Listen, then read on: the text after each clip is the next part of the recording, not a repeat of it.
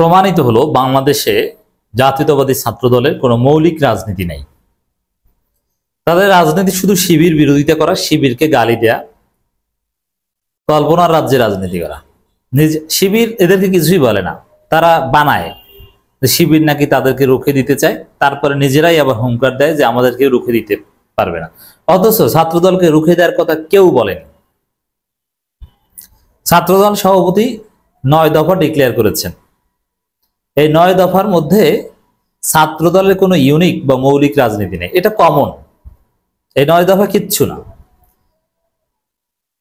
এর মধ্যে নতুনত্ব বা আলাদা কিছু নাই যেটা ছাত্রদলের স্পেশালিটি বা ছাত্রদলের মৌলিক রাজনীতি। এটা সবার ক্ষেত্রে এখন মুখে মুখে কমন কথা, যেটা অলরেডি এস্টাবলিশড, সেগুলো দফায় ঢুকিয়ে দিয়েছে। ভাই এটা দরকারটা কি? যেটা গেছে শেষ হয়ে এটা আপনি দফায় ঢুকালেন কেন? মানে বোঝা গেল যে আপনার কোনো রাজনীতি নেই। আপনার রাজনীতি 5 মিনিট কথা বললে 4.5 মিনিট শিবিরকে গালি দেয়। আচ্ছা, ছাত্রদল সভাপতি যে কথাটা বলল যে ছাত্রদলকে কেউ রুখে দিতে পারবে না, বীজ দাঁত ভেঙে দেওয়া হবে। আচ্ছা, আমি চ্যালেঞ্জ করে বলছি, 5 আগস্টের পর বাংলাদেশে কেউ একবারও বলেছে ছাত্রদলকে রুখে দিতে চায়? ছাত্রদল চাঁদাবাজি করছে, টেম্পো স্ট্যান্ড যাচ্ছে, এগুলো বলছে যে এগুলো কইরেন না ভাই, কিন্তু ছাত্রদলকে রুখে দিতে চায় এই কথা একবারও কেউ বলেছে? ছাত্রদল শিবিরকে ইঙ্গিত করে বলছে শিবির রুখে দিতে যায়। শিবির বারবার বলছেন আপনারা আমাদের সহযোদ্ধা, আপনারা আমাদের ভাই, আমরা পিসফুল কোএক্সিস্টেন্সে বিশ্বাস করি, আমরা মিলেমিশে রাজনীতি করব, আসুন আমরা বসি। শিবির ছাত্রদলের অফিসে গেছে, শিবির ছাত্রদলকে দাওয়াত দেয়, কিন্তু ছাত্রদল আসে না। যেমন ঢাকা বিশ্ববিদ্যালয় শিবির ইফতার মাহফিল করেছে, ছাত্রদলকে দাওয়াত দিয়েছে, তারা এক্সকিউজ দেখিয়ে আসে নাই। এখানে রুখে দিতে চাই কে ভাই? আপনি কোথায় পেয়েছেন? মানে ছাত্রদলের রাজনীতিটা দেখেছেন কত বড় বাটবাড়ি? কোনো রাজনীতি নেই, মানে নিজেরা বানায় যে ছাত্রদলের বিরুদ্ধে ষড়যন্ত্র রুখে দিচ্ছে, অথচ ওদের বিরুদ্ধে কোনো ষড়যন্ত্র ওরা নিজেরাই কামড়াকামড়ি করে মরছে। টেম্পো স্ট্যান্ড দখল নিয়ে ওরা নিজেরা সংঘর্ষ করছে, নিজেরা নিজেদেরকে হত্যা করছে, প্রতিপক্ষ ওদের দিকে তাকাই না। যেমন শিবির তো হাসে, ওরা তো নিজেরাই শেষ, এখানে তো কোনো ছাত্রই নেই। ছাত্র সমাবেশ করেছে, গণসমাবেশ, ওখানে কোনো ছাত্র নাই, অল্প কয়েক হাজার ছাত্র, সব ঘুরে খাটাস, এবং টোকাই প্রচুর ভাড়া করে এনেছে, টোকাই ভাড়া করে এনেছে। যারা উপস্থিত ছিলেন শরৎ উদ্যানে, যারা শিবিরের প্রোগ্রামে গিয়েছেন বা আশেপাশে ঢাকা বিশ্ববিদ্যালয়, অনেকে আমাকে বলেছে ভাই তো প্রচুর টোকাই ভাড়া করে এনেছে, দেখলেই বোঝা যায় এরা কোনো ছাত্র না। এবং সাংবাদিকরা অনেকে ধরেছেন ভাই আপনি কি ছাত্র? বলছে আমি এইটি পড়ি। আর একজন ধরেছে বয়স কমপক্ষে 54 বছর হবে, আপনি কি ছাত্র? হ্যাঁ আমি ছাত্র, আমি সেক্রেটারি, আমি অমুক জেলার সেক্রেটারি। এই হচ্ছে অবস্থা দর্শক। এই জায়গায় বোঝা গেল যে আসলে ছাত্র দলে কোনো মৌলিক রাজনীতি নেই। এরা নিজেরা কাল্পনিক ভাবে বানায় যে আমাদেরকে রুখে দিতে চায়, পারবেন না। শিবির হাসে যে ওরা তো ছাত্রই না, আবার কোন ক্রিয়েটিভ রাজনীতি নাই। শিবির তো কিছু বলার দরকার নেই, ওরা তো নিজেরাই মারামারি করে, শিবিরকে মারতে হবে কেন? শিবির ওদেরকে ধাওয়া দিবে, কোনো প্রয়োজন নেই। সাধারণ শিক্ষার্থীরা ওদেরকে ধাওয়ায় অনেক জায়গায়, চট্টগ্রাম কলেজে বিভিন্ন জায়গায়। ছাত্রত্ব নাই, ঢুকতে দেয় না, এই জন্য রাতে গেট ভেঙে ঢুকতে চায়। 9 দফা দিয়েছে, দেখেন এই 9 দফার মধ্যে আলাদা ইউনিক স্পেশাল কিছু নেই। আচ্ছা, হাসিনা চলে গিয়েছে, এখন যদি আপনি বলেন যে আমার আন্দোলন হাসিনা খেদানোর আন্দোলন, এটার কোনো ভ্যালু আছে? আরে ভাই হাসিনা তো গেছে। ছাত্র দলের 9 দফা হচ্ছে এরকম, যে সমস্যার সমাধান হয়ে গেছে এইটা তাদের দফা। তো বোঝা গেল যে আপনাদের রাজনীতি কোনো রাজনীতি না। দেখেন একটু মজা পাবেন, ছাত্র দলের 9 দফা কি সব দফা টফা দিয়েছে। 1, শিক্ষাঙ্গনে গেস্ট রুম নির্যাতন, গণরুম সংস্কৃতি, জোরপূর্বক রাজনৈতিক কর্মসূচিতে অংশগ্রহণে বাধ্য করা এবং রাজনৈতিক মতপার্থক্যের কারণে শিক্ষার্থীদের উপর নির্যাতনের মতো ঘৃণিত চর্চার বিলোপ সাধন এবং সকল ধরনের সন্ত্রাস ও অপরাধমূলক কর্মকাণ্ড প্রতিরোধে ছাত্রদের সক্রিয় ভূমিকা পালন করবে।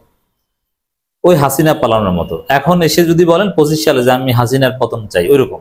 আরে ভাই গেস্ট রুম তো শেষ, বাংলাদেশের কোনো বিশ্ববিদ্যালয় এখন গেস্ট রুম চলে নাই। গণরুম আমি ঢাকা বিশ্ববিদ্যালয়ে প্রচুর আড্ডা দিই, আমাকে টানে ঢাকা বিশ্ববিদ্যালয়, আমার প্রাণের ক্যাম্পাস। গণরুমগুলো নাই। আমি যখন আমার সূর্যসেন হলে গেলাম প্রথম 5 আগস্টের পর, বাংলাদেশে এসে দেখি যে গণরুম নাই, গণরুমে সাইকেল রাখে, গণরুমের একটা অংশকে রেস্টুরেন্ট বানিয়েছে, আবার কোথাও কোথাও গণরুম কে রিডিং রুমের সাথে অ্যাটাচ করেছে, রিডিং রুম বানিয়েছে। অথচ এগুলো ছিল গণরুম, ওইখানে কয়েকশো ছাত্র রেখে রাজনৈতিকভাবে ব্যবহার করতো ছাত্রলীগ, ছাত্রদল। আগে ছাত্রদল এই কাজ করতো, হার্ডবোর্ড দিয়ে রুম তৈরি করা ছিল। তো দর্শক, এখন সেটা নাই। তো যেটা নাই সেটা আপনি দফায় দিলেন প্রথমে, তো উদ্ভট না? জোরপূর্বক রাজনৈতিক কর্মসূচিতে এটা এখন নেওয়া যায় না, কেউ নিতে পারে না। তো এইগুলো আছে আপনাদের দফার মধ্যে। তো এই দফা যে কি দফা সহজেই বোঝা যায়। ক্যাম্পাসে আবাসিক হল, প্রশাসন কর্তৃপক্ষ শিক্ষার্থীদের জন্য নিরাপদ আবাসন, পুষ্টিকর খাদ্য, বাসযোগ্য কক্ষ, পড়াশোনা উপযোগী পরিবেশ, এটা ঠিক আছে, যদি এটা অলরেডি চলছে, এটাও পুরনো, এটা শিবির বা অন্যান্য এগুলো সবাই প্রশাসন নড়ে চড়ে বসেছে। এটা ইউনিট সরকারেরই একটা পদক্ষেপ। ধর্ম, বর্ণ, জাতিসত্তা, নারী পুরুষ নির্বিশেষে সকল বাংলাদেশের নাগরিকদের জন্য সাম্য, মানবিক মর্যাদা এবং সামাজিক ন্যায় বিচার ভিত্তিতে একটি কল্যাণ পরামর্শ উদার এবং গণতান্ত্রিক রাষ্ট্র গঠনে ছাত্রদলের ভূমিকা। মানে এটা আবার ছাত্রদের সাথে সম্পর্কিত না। 3 নম্বর দফা, ওটা বিএনপি দিলে ভালো হতো, এটা ছাত্রদল দিয়েছে। এবং তারা ছাত্রদের কাজ হবে ক্যাম্পাসে। ভাই আপনি রাষ্ট্র নিয়ে তাহলে বিএনপি আছে কি জন্য? এটা বিএনপি দফা ছাত্রদল ঢুকিয়ে দিছে। স্বাধীনতা, সার্বভৌমত্ব, জাতীয় স্বার্থের সুরক্ষা এবং জাতীয় ঐক্য নিশ্চিত করতে সাম্প্রদায়িক সম্প্রীতি, আধিপত্যবাদ, মানে এইটা ওটাও ছাত্র ছাত্র মনে হয় না, এটা বুইরে বুইরে মনে হয় এই দফা। বেকারত্ব দূরীকরণে রাষ্ট্র কর্তৃক কর্মমুখী ভূমিকা পালন করবে। আরে ভাই, বেকারত্ব দূরীকরণে কিভাবে ছাত্রদের প্রস্তুতি গ্রহণ করাবেন আপনি পারলে এইটা দেন। ছাত্রদের এই পড়াশোনা চাই, আমরা কোচিং টোচিং করিয়ে তাদেরকে এইভাবে দক্ষ করতে চাই, সেই জন্য বেকার না থাকে। কিন্তু কর্মসংস্থান সৃষ্টি করবে এটা রাষ্ট্র, এবং এই বিষয়ে কথা বলবে রাজনৈতিক দল। আপনি ছাত্র সংগঠন, আপনি এটা নিয়ে কথা বলছেন কেন? মানে একটু ক্রিয়েটিভিটি কিচ্ছু নাই এদের মধ্যে। মাদক মুক্ত ক্যাম্পাস এবং মাদক মুক্ত সমাজ গঠনে ছাত্রদের অগ্রণী ভূমিকা, এটা চমৎকার 6 নম্বর দফা। কিন্তু মজার বিষয় হচ্ছে যে ওরা নিজেরাই মাদক খায়, নিজেরাই মাদক বেচে।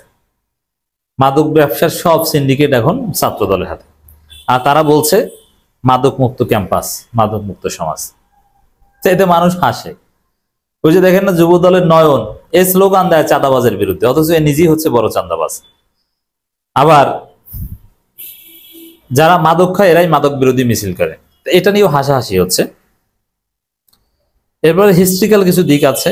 ব্রিটিশ বিরোধী আন্দোলন, ভাষা আন্দোলন, মহান মুক্তিযুদ্ধ, 69, 75, 7 নভেম্বর 1990 এবং 2024 গণঅভ্যুত্থান, ঐতিহাসিক তাৎপর্য, সংগতিপূর্ণ বাংলাদেশ, জাতীয়তাবাদী ভাবধারা, সংস্কৃতি চর্চা, বেগবান। সংস্কৃতি চর্চা নিয়ে আপনারা কাজ করতে পারেন, কিন্তু এদের কিছু কালচারাল কাজ আছে।